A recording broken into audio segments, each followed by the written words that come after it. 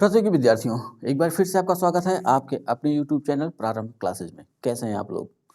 जैसा कि आप लोग को पता ही है कि 2 दिन पहले उत्तर प्रदेश पुलिस परीक्षा की विज्ञप्ति आ चुकी है, जिसमें 60,000 से अधिक पद विज्ञप्ति में दिए गए हैं। यानी कि 2024 में कई परीक्षाएं होने वाली हैं। दूसरे शब्दों में कहें तो 2024 आपके लिए परीक्षाओं का वर्ष होने वाला है, जहां एक तरफ उत्तर प्रदेश लोक सेवा आयोग समीक्षा अधिकारी, सहायक समीक्षा अधिकारी पीसीएस की परीक्षा लेने के लिए तैयार है। उसकी डेट उन्होंने घोषित कर दी है। 11 फरवरी को समीक्षा अधिकारी और 17 मार्च को पीसीएस 2024। ठीक उसी तरह यहाँ ध्यान रखिएगा कि जीडी की परीक्षाएं शुरू हो रही हैं फरवरी में, और उसी तरह उत्तर प्रदेश पुलिस परीक्षा में अभी तक जो सूचना मिली है उसके हिसाब से, जैसा कि आयोग कह रहा है, उत्तर प्रदेश भर्ती चयन आयोग की 11 फरवरी को परीक्षा होगी, लेकिन 11 फरवरी को हो पाना थोड़ा सा संभव नहीं लग रहा है। तो ऐसा हम मान लेते हैं कि फरवरी लास्ट या मार्च के पहले सप्ताह में आपकी परीक्षाएं हो जाएंगी। इस भर्ती का बहुत समय से छात्रों को इंतजार था और कई छात्र या कई विद्यार्थी इस भर्ती की तैयारी बहुत समय से कर रहे थे।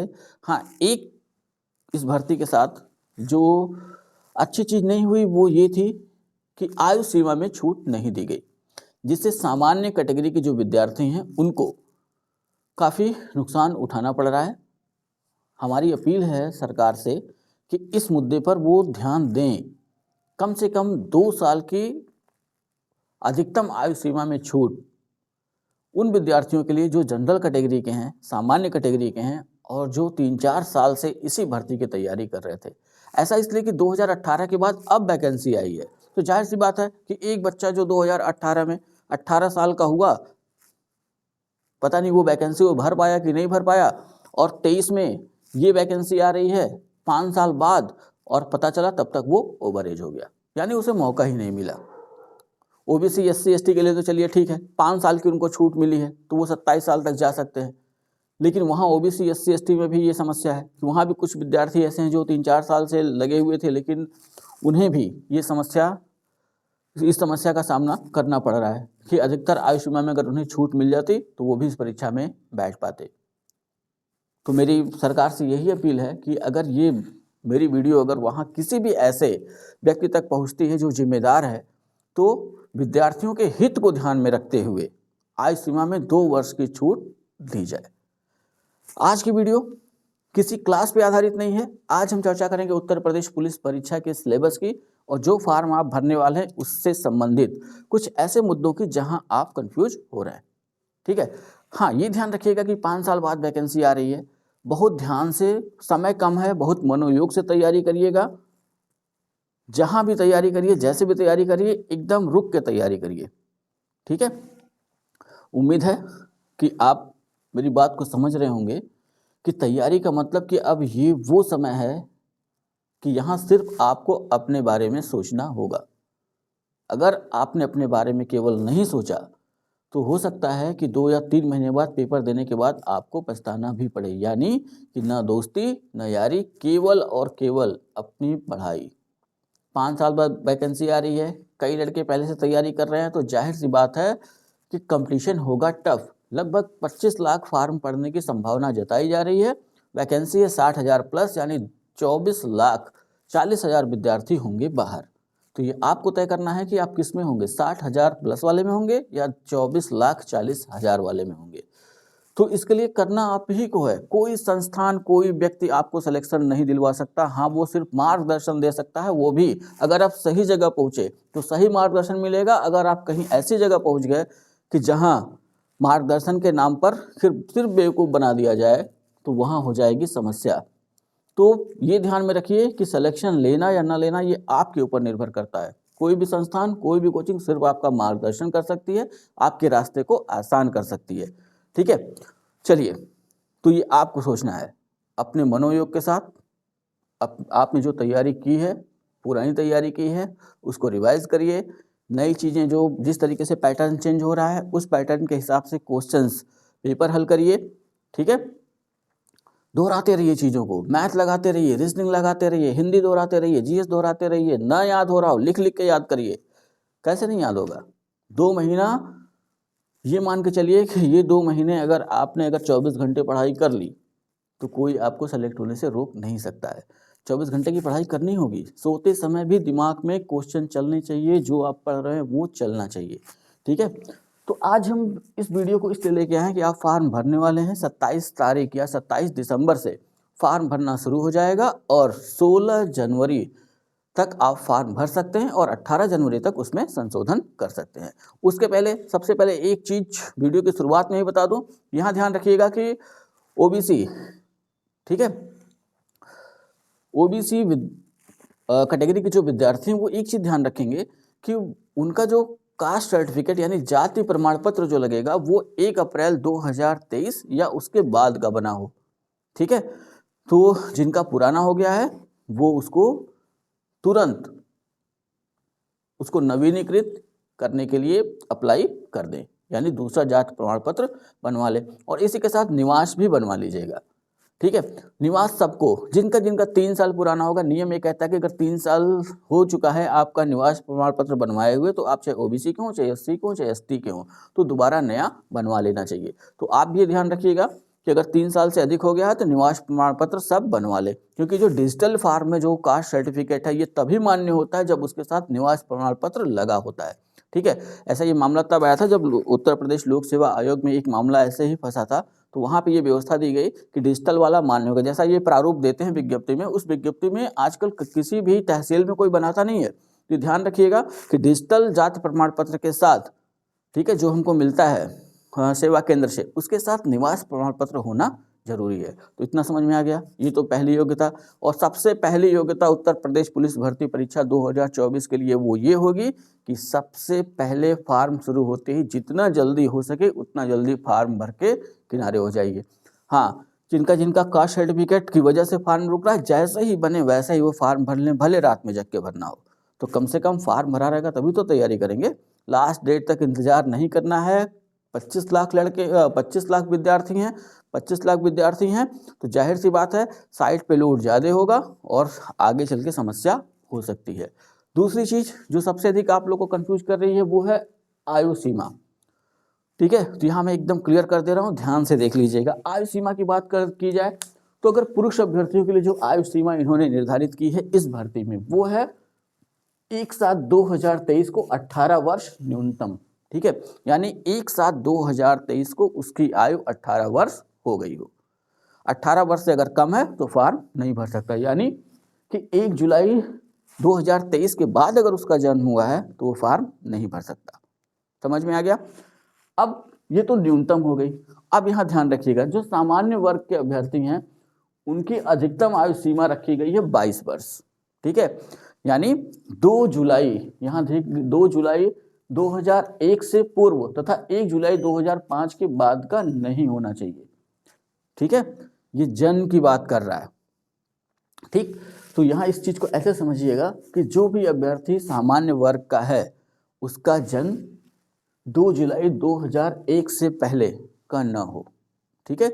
यानी 1 जुलाई 2001 को भी अगर उसका जन्म हुआ है तो वो फॉर्म नहीं भर सकता है, ठीक है। वो ओवर एज मान लिया जाएगा। वैसे ही यहाँ ध्यान रखिएगा कि न्यूनतम आयु सीमा जो 18 वर्ष निर्धारित की गई, उसकी गणना यहाँ पे कैसे करेंगे कि अगर कोई ऐसा विद्यार्थी है जिसका जन्म 1 जुलाई 2005 तक हुआ है तो वो फॉर्म भर सकता है, वो 18 साल का हो गया। लेकिन 1 जुलाई 2005 के बाद अगर उसका जन्म हुआ है तो वो 18 साल से नीचे हो गया, यानी अंडर एज हो गया, ठीक है। तो वो भी फॉर्म नहीं भर सकता है। ये सामान्य अभ्यर्थियों के लिए। अब ओबीसी, ठीक है, यहाँ 3 चीज ध्यान रखिएगा, एससी, एसटी और ओबीसी, इन 3 कैटेगरी के विद्यार्थियों को मिलेगी आयु सीमा में 5 साल की छूट। तो ये 5 साल की छूट के संदर्भ में समझिएगा कि यहाँ पे ये योग्यता क्या हो जाती है। तो ये न्यूनतम वाली तो वैसे ही बनी रहेगी कि 1 जुलाई 2005 के बाद उसका जन्म ना हुआ हो, यानी 18 साल का वो होना चाहिए न्यूनतम। अधिकतम यहाँ पे उनको 5 साल का जो बेनिफिट मिल रहा है, यानी कि जो भी विद्यार्थी एससी, एसटी, ओबीसी कैटेगरी का है उसका जन्म 2 जुलाई 1996 से पूर्व न हुआ हो, यानी कि 2 जुलाई 1996 को अगर उसका जन्म हुआ है तो फॉर्म भर सकता है। उसके बाद 3 जुलाई, 4 जुलाई, 5 जुलाई, 96, 97, 98, 99, 2000 2001, 2003, 4, 5, ठीक है। तो यहाँ छूट की बात हो रही है तो वहाँ तक हम जा ही नहीं सकते, क्योंकि 2 जुलाई 2001 को सामान्य वर्ग के अभ्यर्थियों के लिए आयु सीमा निर्धारित की गई, तो 5 साल की छूट मिलने के बाद ये आंकड़ा आ रहा है आपके पास 2 जुलाई 1996 से पहले ओबीसी, एससी और एसटी कैंडिडेट का जन्म नहीं हुआ होना चाहिए। यानी कि अगर वो 1 जुलाई 1996 को जन्म लिया है तो वो ये फॉर्म नहीं भर सकता है। समझ में आ गया। वहीं ये ध्यान रखिए, महिला अभ्यर्थियों के लिए उन्होंने क्या व्यवस्था बनाई है कि महिला अभ्यर्थी जो हैं तो न्यूनतम तो वही रहना है, ठीक है। यानी 1 जुलाई 2005, तो 1 जुलाई 2005 को महिला अभ्यर्थी भी 18 वर्ष पूरा करेंगी, ठीक। 1 जुलाई 2023 को 18 वर्ष न्यूनतम, ठीक है। यानी यहाँ भी वही आंकड़ा लागू होगा कि 1 जुलाई 2005 के बाद उनका जन्म न हुआ हो, ठीक। अब यहाँ पे सामान्य वर्ग की जो महिला अभ्यर्थी हैं उनके लिए अधिकतम आयु सीमा है 25 वर्ष, ठीक है। यानी अगर वो 25 वर्ष तक वो फॉर्म भर सकती हैं जिनकी आयु 25 वर्ष पहुंची है। और 25 वर्ष की गणना वो कहाँ से कर रहे हैं, यानी 2 जुलाई 1998 से पूर्व उसका जन्म न हुआ हो। 2 जुलाई 1998 ये ध्यान में रखना। अगर 1 जुलाई 1998 को जन्म हुआ है तो फॉर्म नहीं भर सकते, ठीक है। 2 जुलाई 1998, 3 जुलाई 1998, 97, 96 वो फॉर्म भर सकती है महिला अभ्यर्थी, ठीक है। हाँ, 98 के बाद 98, 99, सॉरी मैं उल्टा चला गया था, 98, 99, 2000, 2001 ये आंकड़ा ध्यान में रखना है कि जो महिला अभ्यर्थी हैं उनका जन्म 2 जुलाई 1998 से पहले ना हुआ हो, ठीक है, और 1 जुलाई 2005 के बाद का ना हुआ हो। अब यहाँ समस्या है कि यहाँ जहाँ महिला अभ्यर्थियों के लिए लिखा गया, अगर वो SC ST के तहत महिला अभ्यर्थियों में छूट देते हैं तो यहाँ भी इन महिला अभ्यर्थियों को मिलेगी 5 वर्ष की छूट, यानी 30 साल की अवस्था जिनकी होगी वो भी फॉर्म भर सकती हैं महिला अभ्यर्थी जो SC ST OBC। लेकिन मैं भी बता दूं कि फॉर्म में थोड़ा सा जो है इस मामले को इन्होंने क्लियर नहीं किया है। क्लियर नहीं का मतलब कि महिला अभ्यर्थियों के लिए जो इन्होंने आयु सीमा बनाई सिर्फ एक लाइन में लिख दिया है कि सामान्य महिला अभ्यर्थियों की आयु सीमा 18 से 25 वर्ष। अब वहाँ अगर कैटेगरी के आधार पर अगर छूट देते हैं तो 30 वर्ष जाएगा ये, ठीक है। तब जन्म की गणना OBC SC ST महिला के लिए 2 जुलाई 1993 से पूर्व की न हो, से पूर्व का उनका जन्म न हो, ठीक। अब ये ध्यान रखना है कि थोड़ा सा इस विषय पे थोड़ा सा इंतजार करना होगा जब तक फॉर्म ना आ जाए, ठीक है। तो महिला अभ्यर्थी जो हैं वो थोड़ा सा ध्यान रखेंगी, ठीक। तो ये है आपकी आयु से संबंधित जानकारी, समझ में आ गया होगा ऐसी उम्मीद करता हूँ। अब ये ध्यान रखिए, योग्यता क्या है उत्तर प्रदेश पुलिस परीक्षा का फॉर्म भरने के लिए, तो न्यूनतम योग्यता है इंटरमीडिएट, ठीक है। यानी 12वीं पास होना चाहिए। और 12वीं कब तक पास होना चाहिए, 16 जनवरी 2024 तक उसके पास 12वीं पास का सर्टिफिकेट आ जाना चाहिए, ठीक है। हाँ, अब ये न्यूनतम योग्यता है, ये ध्यान रखिएगा। अधिकतम योग्यता की चर्चा कहीं नहीं की जाती किसी वैकेंसी में। ये न्यूनतम योग्यता है 27 साल तक वो जितना भी पढ़ा हो SC ST OBC का, 22 साल तक सामान्य वर्ग का अभ्यर्थी जितना भी पढ़ा हो, ठीक। तो ये न्यूनतम योग्यता इंटरमीडिएट। आप परीक्षा देते हैं, जब परीक्षा पास हो जाएंगे लिखित परीक्षा, उसके बाद आपका डॉक्यूमेंट्स वेरिफिकेशन होगा DB, फिर उसके बाद आपकी शारीरिक मानक परीक्षा होगी जिसकी चर्चा मैं यहाँ कर देता हूँ। जो पुरुष अभ्यर्थी हैं सबके लिए 4.8 किलोमीटर की दौड़ होगी और ये दौड़ आपको पूरी करनी होगी 25 मिनट में, ठीक है। समझ में आ गया। यहाँ पे ध्यान रखिए, ये 168 centimetre general, SC ST OBC इन सभी कैंडिडेट्स की लंबाई है कि जो भी विद्यार्थी चाहे जनरल का हो, चाहे OBC का हो, चाहे SC का हो, ठीक है। हाँ, ST वालों को हम इसमें नहीं रखेंगे, ठीक। जनरल, SC और OBC उसकी लंबाई कितनी होनी चाहिए, 168, और जो ST का है अभ्यर्थी उसकी लंबाई होनी चाहिए 160 सेंटीमीटर, ठीक है। और ध्यान रखिए कि जनरल, SC OBC के जो अभ्यर्थी हैं उनका बिना फुलाए सीना होना चाहिए 79 सेंटीमीटर, 79 सेंटीमीटर, और फुलाने के बाद 5 सेंटीमीटर का फुलाव आना चाहिए और वो पहुंचना चाहिए 84। और ST के लिए व्यवस्था है 77 सेंटीमीटर बिना फुलाए उनका सीना होना चाहिए और फुलाने के बाद ये पहुंचना चाहिए 82। तो ये मोटा मोटा आंकड़ा आपको ध्यान में रखना है, क्योंकि एग्जाम जब हो जाने के बाद अगर 110 क्वेश्चन से आगे जा रहे हैं तो तुरंत फिजिकल की तैयारी शुरू कर देनी है। ठीक है, ये नहीं इंतजार करना है कि रिजल्ट कब आएगा। ठीक, वही महिला अभ्यर्थियों के लिए देखिए, तो ये 152 किसके किसके लिए, जो जनरल कैटेगरी की महिला अभ्यर्थी हैं, जो ओबीसी कैटेगरी की महिला अभ्यर्थी हैं और जो एससी कैटेगरी की महिला अभ्यर्थी हैं, उनके लिए लंबाई है 152 सेंटीमीटर। ठीक है, और जो एसटी कैटेगरी की यानी अनुसूचित जनजाति कैटेगरी की जो महिला अभ्यर्थी हैं, उनके लिए लंबाई है 147 सेंटीमीटर। ठीक है, यहाँ महिला अभ्यर्थियों में एक और बाउंडेशन है कि इनका वजन 40 किलोग्राम से कम नहीं होना चाहिए। ठीक है, 39.9 किलोग्राम भी हो गया ना तब भी वो बाहर कर देंगे, तो ये ध्यान रखना है 40 किलोग्राम वजन ये बना के रखना होगा। 2.4 किलोमीटर की दौड़ होगी महिला अभ्यर्थियों की और वो इनको पूरा करना होगा 14 मिनट में। ठीक है, तो ये प्रमुख चीजें हैं जो मैंने आपको बता दी। हाँ, जब फॉर्म भरिएगा तो फॉर्म जब भरने जाइएगा तो हाई स्कूल की मार्कशीट ले जाइएगा, इंटर की मार्कशीट ले जाइएगा, कास्ट सर्टिफिकेट ले जाइएगा, निवास प्रमाण पत्र ले जाइएगा, आधार कार्ड ले जाइएगा, फोटो ले जानी होगी, ब्लैक पेन ले जाइएगा, हो सकता है वहाँ सिग्नेचर ब्लैक पेन से करना पड़े। इतनी चीज़ें अभी से व्यवस्थित करके रख लीजिए। आधार में अगर कोई संशोधन कराना है, अगर कहीं पिता का नाम, आपका नाम या किसी का नाम अगर गड़बड़ हुआ हो तो तुरंत कचहरी से एक एफिडेविट बनवा के उसके साथ रखे रहिए कि हमारा नाम ये था, हाँ संशोधन के लिए दे दीजिएगा, लेकिन अभी फॉर्म भरना है तो इसलिए एफिडेविट लगा दीजिएगा। ठीक है, अब आते हैं सिलेबस के बारे में। तो ये ध्यान रखिए 2 महीने का टाइम है और बहुत ही लंबा चौड़ा सिलेबस उत्तर प्रदेश पुलिस परीक्षा का इन्होंने दिया है। इस बार सिलेबस में कुछ परिवर्तन भी हैं, तो सिलेबस के हिसाब से ही आपको पढ़ना होगा। यहाँ मैं सिलेबस को काफ़ी तेज़ी से जल्दी पढ़ देता हूँ, वहाँ ध्यान रखिएगा।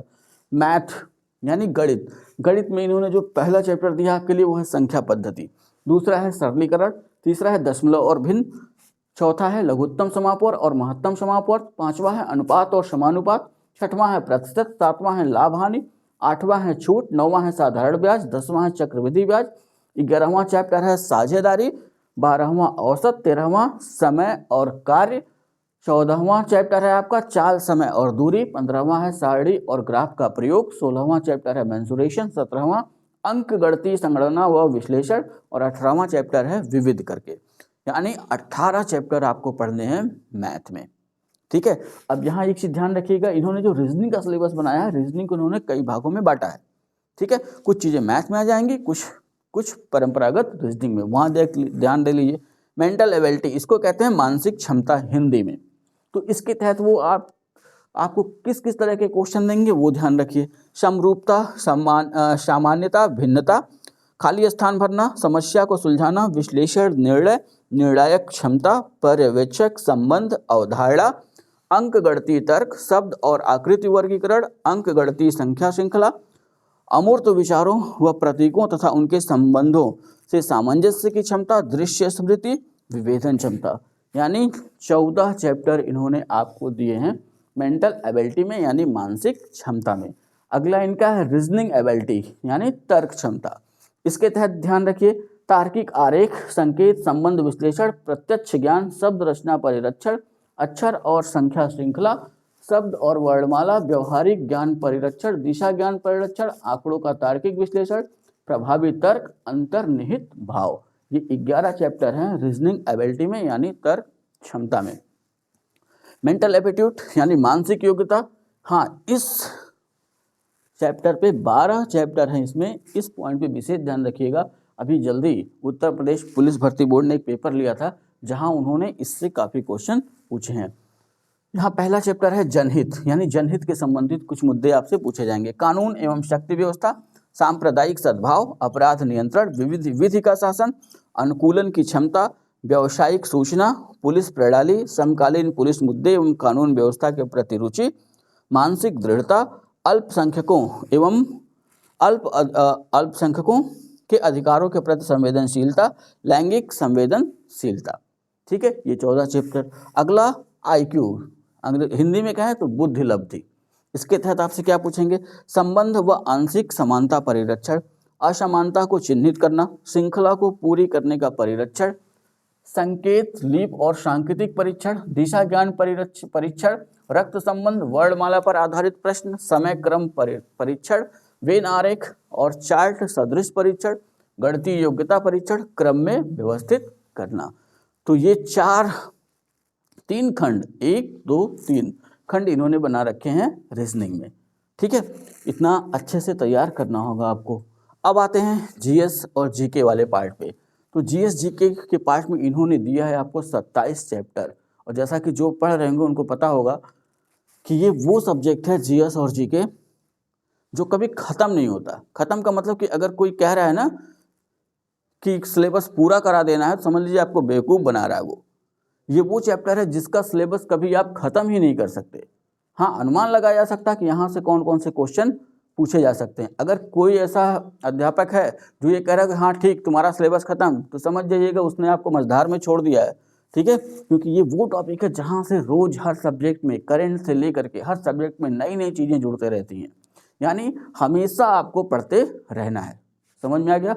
वैसे ही जितने भी आप देख रहे हैं ना, मैथ हो, रीजनिंग हो, जीएस हो, हिंदी हो, किसी का भी सिलेबस कभी ख़त्म नहीं होता कंपटीशन के दौरान।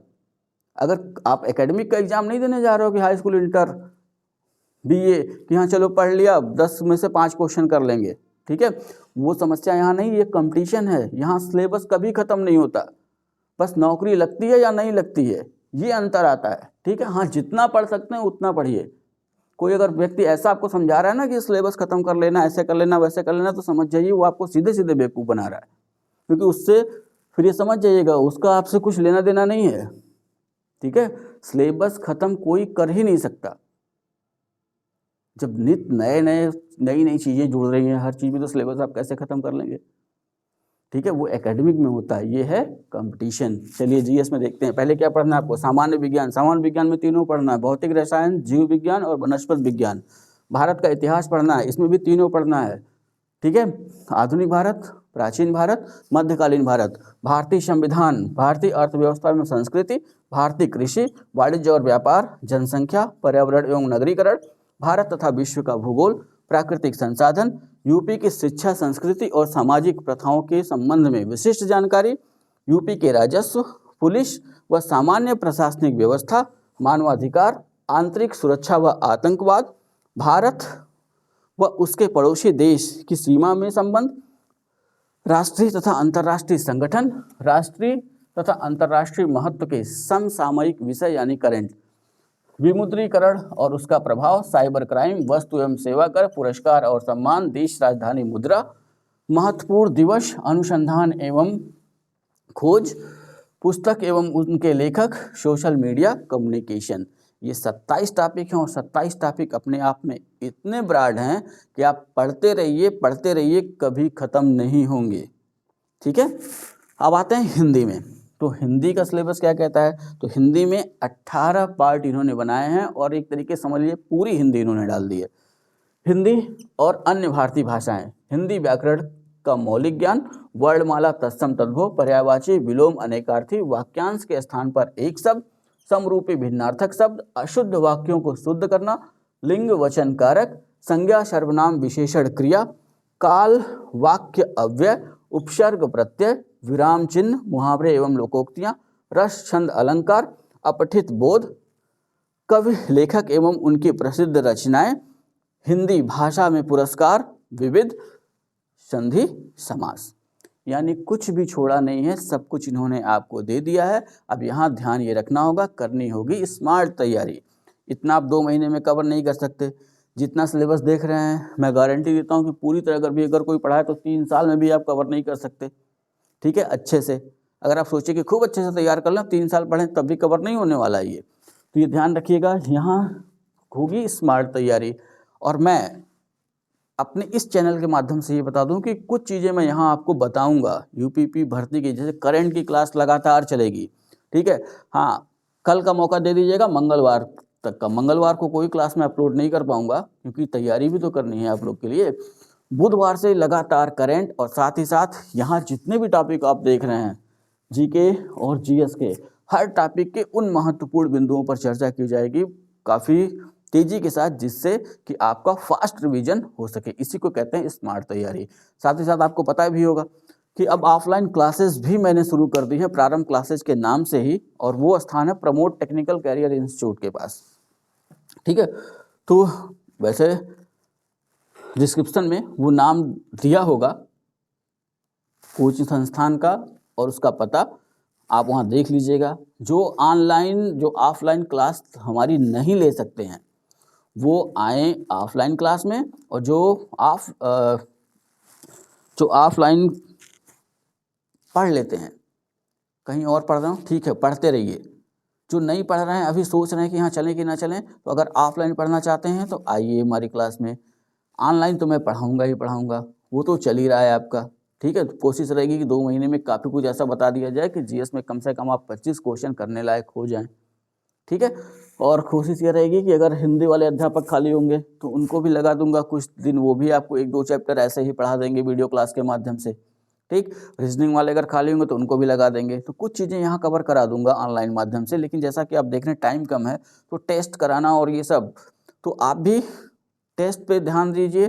ज़्यादा टेस्ट नहीं लगाना है, एक दिन में एक ही टेस्ट, या फुल टेस्ट अगर आपको लगाना है तो 2 या 3 दिन में एक टेस्ट लगाइए, ज़्यादा नहीं। उसके जगह पर आप टॉपिक वाइज टेस्ट लगाइए, एक टॉपिक पढ़िए। हाँ, ऐसे नहीं लगाना कि खाली आप लगाते चले जा रहे हैं, पढ़िए फिर लगाइए। जैसे मान लीजिए हड़प्पा पढ़ लिया, वैदिक सभ्यता पढ़ लिया, अब पढ़ने के बाद तुरंत नहीं लगाना है, उसके बाद कुछ और पढ़िए 1 घंटे 2 घंटे बाद, या आज पढ़ा कल लगाइए। उसका फ़ायदा ये होगा ना कि आप अपने दिमाग की क्षमता का आकलन कर लेंगे कि आपके दिमाग में चीज़ें रुकती कितनी देर हैं। ठीक है, तो इसी स्मार्ट स्टडी इसी को कहते हैं कि हाँ उन चीज़ों पर विशेष फोकस कर लेना है कि जहाँ से क्वेश्चन ज़्यादा बनते हैं। दूसरे ये ध्यान रखना है कि पैटर्न हुआ है चेंज। पीछे आप लोगों ने पेट का एग्ज़ाम दिया होगा, उसके अलावा और भी आपने एसएससी जीडी का पिछली बार एग्ज़ाम दिया होगा, तो आपको इतना समझ में आ गया होगा कि अब वो क्वेश्चन वो नहीं पूछ रहे हैं जो पहले पूछे जाते थे, उन्हीं से मिलते जुलते कुछ अन्य क्वेश्चन या क्वेश्चन को घुमा करके पूछा जा रहा है। तो यहाँ जो भी पढ़ना है, ज़्यादा क्वेश्चन करने की कोशिश नहीं करनी है। अब जीएस पढ़ के आप ये मत सोचिएगा कि 38 का 38 में कर लूँगा, तो हो जाएगी बेवकूफ़ी। ठीक है, वैसे रीजनिंग है तो लगभग 50 से 52 क्वेश्चन आना है, मैथमेटिकल रीजनिंग और सामान्य रीजनिंग मिला करके। तो अब ये मत सोच लीजिएगा कि 55 आ रहा है तो मैं 55 का 55 कर दूंगा। ठीक है, 55 आ रहा है, कोशिश होनी चाहिए 40। हिंदी 37 होगी तो अब ऐसा टारगेट नहीं बना कि 37 में से एकदम 37 कर देंगे, तो होगा ये ना कि आपका फोकस सिर्फ एक सब्जेक्ट पे हो जाएगा। हमें ध्यान रखना है कि यहाँ यूपीपी में जैसा पिछला ट्रेंड चला है उस ट्रेंड के हिसाब से अगर हम देखें तो हमें हिंदी में करना है 30, रीजनिंग में करना है 35 से 40, जीएस में करना है 25, मैथ में करना है 25। ये वो आंकड़ा है जो आपको सिलेक्शन दिलाएगा फाइनल, यानी 115 के आसपास आप पहुँच रहे हैं। इस तरीके से आप सोच लीजिए। तो ऐसे बांट करके जो मुख्य चैप्टर है उन पे विशेष ध्यान देते हुए आगे बढ़ना है। करंट पे विशेष ध्यान, करंट के 5 या 6 क्वेश्चन आपको मिलेंगे हर पेपर में, चाहे 4 शिफ्ट में कराएं व 6 शिफ्ट में कराएं, तो 5-6 क्वेश्चन वो हो गए आपके। संविधान के 4 से 5 क्वेश्चन आपको देंगे तो 6-4 10 क्वेश्चन ये हो गए। 5 क्वेश्चन आपको इतिहास से मिलेंगे, 10-5 15 क्वेश्चन हो गए। भूगोल के 3-4 क्वेश्चन हो गए, 20 क्वेश्चन 25 क्वेश्चन। तो ऐसे सीधे सीधे हैं कि अगर हम थोड़ा थोड़ा ध्यान दे लें तो वहाँ अगर 20 क्वेश्चन पूछा तो 15 तो हम वही ला सकते हैं। कुछ मिसलेनियस होंगे, कुछ आपने कभी और पढ़ा होगा। इतना बड़ा सिलेबस है, कहीं न कहीं से कुछ तो मिलेगा आपको, पुरस्कार सम्मान है, राजधानी है, मुद्रा है, कुछ न कुछ तो पढ़ा होगा। तो ये ध्यान रखना है कि असंभव नहीं है। ठीक है, कठिन है लेकिन असंभव नहीं है। हाँ, ध्यान केंद्रित करना होगा। और जैसा कि मैंने शुरुआत में ही कहा ना कि सिलेक्शन सिर्फ आप अपने बल पे ले सकते हैं, कोई आपको सिलेक्शन दिला नहीं सकता है। हर आदमी आपको रास्ता दिखा सकता है, चलना आपको है। ठीक है, तो तैयारी करिए। बुधवार से मैं यहाँ ऑनलाइन भी जुड़ रहा हूँ और ऑफलाइन क्लासेस तो हमारी शुरू हो गई हैं आज से। तो जो ऑफलाइन क्लासेस में आ सकते हैं वो वहाँ आए, और जो नहीं आ सकते, ठीक है, कोई ज़बरदस्ती नहीं हमारे पास आने की। हमें सिर्फ वो विद्यार्थी, सिर्फ 85 ही विद्यार्थी को पढ़ाऊँगा, 50 अधिकतम 60, इसके बाद बैच बंद। ठीक है, हाँ, तो जो नहीं आ सकते वो ऑनलाइन देखें। हाँ, देखिए ज़रूर, जब क्वेश्चन मिल जाए पेपर में तो एक बार इसी यूट्यूब के मंच पर या सोशल मीडिया के किसी भी मंच पर तो इतनी चर्चा ज़रूर कर दीजिएगा कि यहाँ से पढ़ा था तभी मिला। ठीक है, तो चलिए तैयारी करिए। वीडियो जो हमारी जो हमारा चैनल है, अगर अभी तक जिन जिन लोगों ने सब्सक्राइब नहीं किया है वो बुधवार तक सब सब्सक्राइब कर लें, जिससे कि नोटिफिकेशन लगातार मिलता रहे और तैयारी में कोई बाधा ना आए। ठीक है, आप भी कमर कस लीजिए, मैंने भी कमर कस ली है। ठीक, तो इतना सिलेबस देखिए, सब कुछ मैंने बता दिया है, जो आपकी ज़रूरत की चीज़ें थी इतना तैयार कर रखिए और जल्द ही मिलते हैं, यानी कि बुधवार शाम 8 बजे आपको वीडियो क्लास उपलब्ध हो जाएगी, जो पहली क्लास होगी करंट की भी और साथ ही साथ किसी न किसी एक सब्जेक्ट की। ठीक है, हाँ, वहाँ सुनना ज़्यादा होगा क्योंकि मैं इतना लिख नहीं पाऊँगा, क्योंकि अगर इतना लिखा जाएगा तो बहुत टाइमिंग लगेगा और साथ-साथ में लिखूँगा तो आप पढ़ नहीं पाएँगे, ये समस्या है। ठीक है, तो थोड़ा-सा मैनेज करिएगा, सुनिएगा ज़्यादा और हो सके तो लिखते जाइएगा, कुछ चीज़ें मैं यहाँ लिखूँगा। ठीक है, तो चलिए उम्मीद करते हैं कि जितने भी विद्यार्थी इस हमारी वीडियो को देख रहे हैं वो सारे के सारे सफलता के इतिहास लिखेंगे। इसी आशा के साथ कि आप सफल हों, मिलते हैं नेक्स्ट वीडियो में, तब तक के लिए जय हिंद।